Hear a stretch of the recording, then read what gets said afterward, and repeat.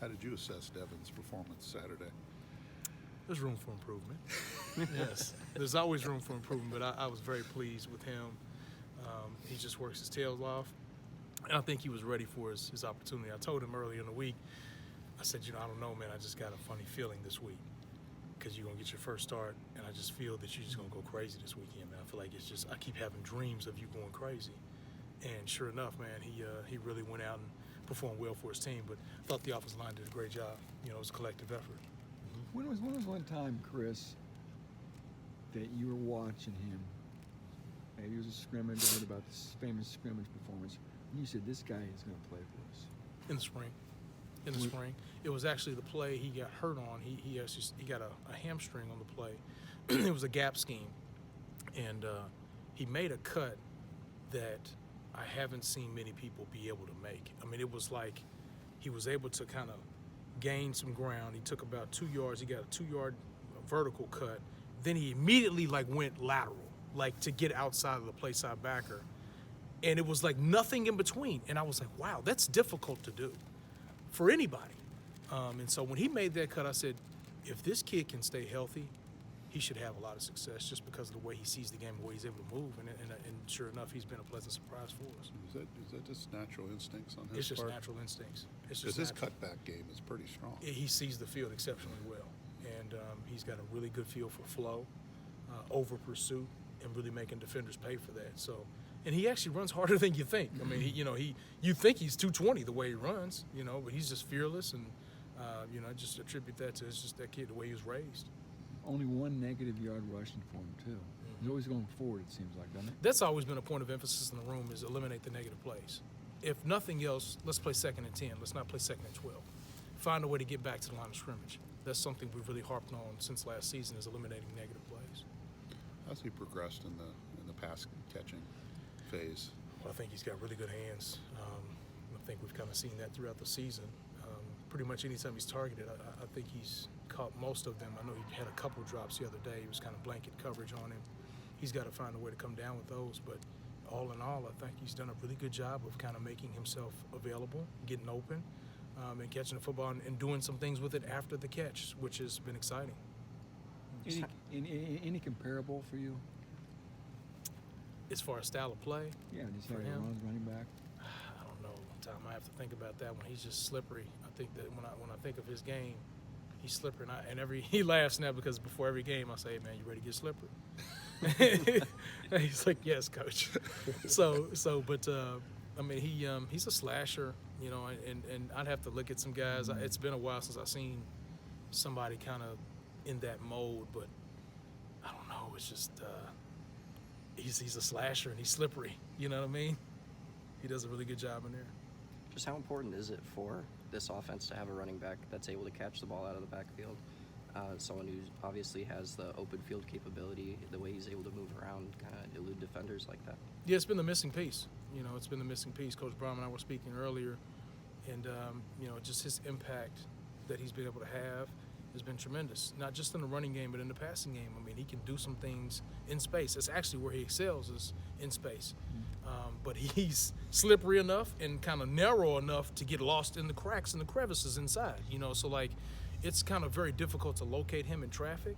But in space, I mean, he's able to change direction on a drop of a dime, and he really leaves a lot of defenders sliding into second base, man, and it's beautiful to see. He's about $180 right now, or so. No, he's 193. 193. What was that?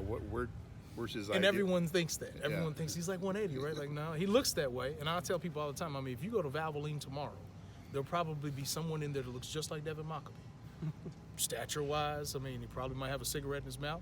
But, I mean, just doesn't look like much. But you put the ball in his hands, and it's a different story, And he, I mean, that kid just loves to play. He loves to compete. And I'm just excited for where he's heading.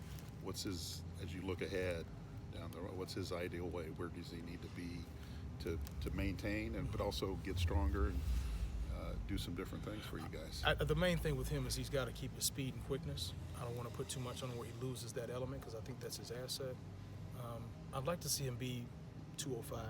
I think he could comfortably carry 205 and still maintain his game and be his identity. So I think that's realistic. If he could get to 210, that's great, but I think 205 is a comfortable number for him. So what's next from him? You talked off the top high, and there's always room for improvement. What is it you think he still needs to sort of get squared away? Pass protection. Pass protection. That's the area right now where he's not bad, but he just gets overmatched at times. You know, that's where he can really benefit from the weight room a little bit more, get stronger. In technique, we're working on the technique part of it, but sometimes it's just a lack of mass and strength sometimes. And I think sometimes the defenders play to that, you know, and so he can do a better job of closing distance, giving himself more room to make the block right if he's not great initially. And we talk about that a lot, but I think that's the biggest step that he can make now is let's be better and more efficient in pass protection. With King still kind of easing his way back from injury, just what is he able to provide in a more limited role, I guess, per se, as opposed to being kind of that feature guy in the backfield? Well, what he can provide is the one thing that I can't coach, and that's experience. You know, he's seen a lot of pictures, and he's played a lot of football. And, you know, he had a big play the other day, and I don't know if I had a rookie in there, I don't know that they would have done that. That's kind of one of those extend the play. I've seen and played a lot of football. I've been in this scenario before plays. And so that's what he gives us. You know, that's it's good to have a guy back with that amount of experience because it kind of calms everybody else down. Even Maccabee and Dylan, those guys, I mean, when they were rolling, I mean, they would come to the side and ask King, hey, what are you seeing out there, man? Like, what do you think? And he would provide his insight. So it's been awesome to have him back and be out there and kind of help everything kind of calm down a little bit. I know you guys are focused on Wisconsin, but you got your off week next week and then the month of November. Do you feel like once you hit November that your room will be back intact and you'll have all your guys back there healthy? I do, because Dylan Dowling, I mean, he got on the ground today and did a little bit, you know, so that's been really exciting to see.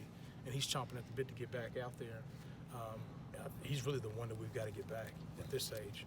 But yes, we should definitely be at full strength after the bye week and hopefully ready to finish the season on a positive note. Now, Jeff calls Devon Crazy Legs. What's your nickname for him? I've got a bunch of them. I call him Soap because he's a bar of soap. He's slippery. You know, I call him the Maccabeast. You know, and my favorite one's probably, you know, float like a butterfly, sting like a Maccabee. That's You know, just because he's I think this kind of indicative of his game a little bit. He's got the finesse, but he can get up on you too with some power. So I like that one. How many emails have you received from potential walk-on running backs saying, hey, Coach, I can do the same thing? About everybody in the state of Indiana at this stage that has ever put some cleats on and said, Coach, I can play for you. I can play for you. I'm like, we'll see. We'll see. We've seen a little here and there from Kobe Lewis just over the past couple weeks. How has he kind of helped kind of shore up that pass protection aspect in the backfield with, you know, King and Dylan kind of dealing with their injuries? Well, he's played a lot of football as well. I think there's still a little bit of a transition going on just to this league, the different fronts and pressures that he's seeing at this level. Maybe he hasn't seen before. So, you know, and we do some different protection schemes as well that aren't always traditional 6-man protection. So he's got to, you know, adjust his eyes and some of those things a little bit better, get some more pre-snap reads so he can play faster on snap. I think he's thinking a lot right now. But I think once the game slows down for him, I think he can be a little bit more effective.